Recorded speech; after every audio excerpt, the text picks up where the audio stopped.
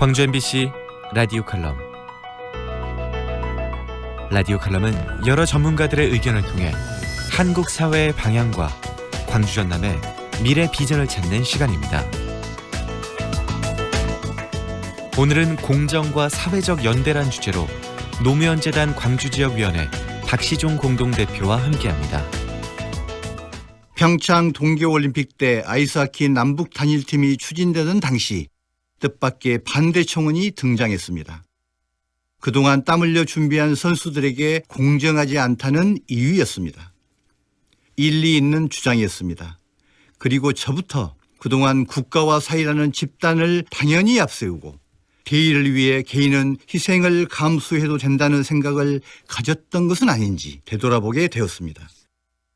이후 절차적 공정성, 특히 수용자의 동의를 구하는 일은 중요한 과정이 되었습니다.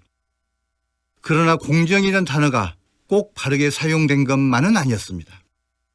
가령 인천국제공항을 필두로 비정규직의 정규직화가 추진되는 과정에서도 공정의 문제가 쟁점이 되었습니다. 공정성, 투명성을 들어 정규직 노조가 비판하고 심지어 취업준비생의 기회를 박탈한다는 시비까지 다양한 논란이 끊이지 않았습니다. 비정규직의 정규직화는 비정규직이 증가하고 간접 고용이 늘고 정규직과 비정규직 간 임금 격차가 벌어지는 데 따른 사회적 해법이었습니다.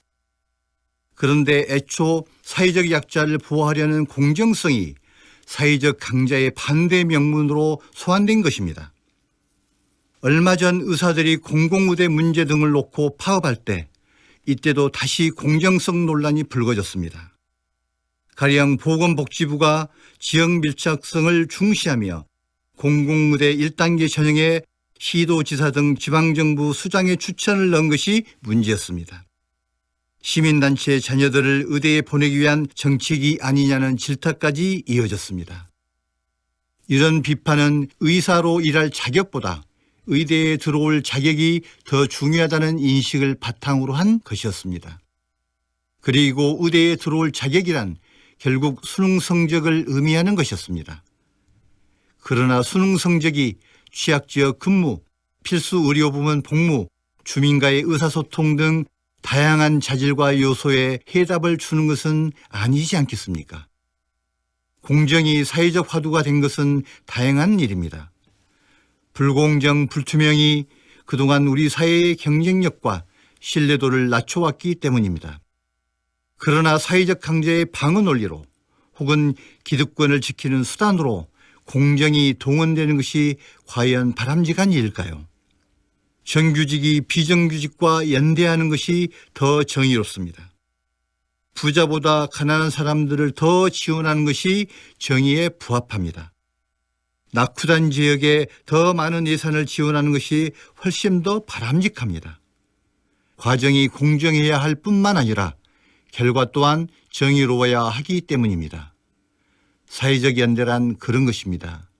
내가 없으면 내가 없는 것. 그것이 사람의 길, 사회의 미래입니다.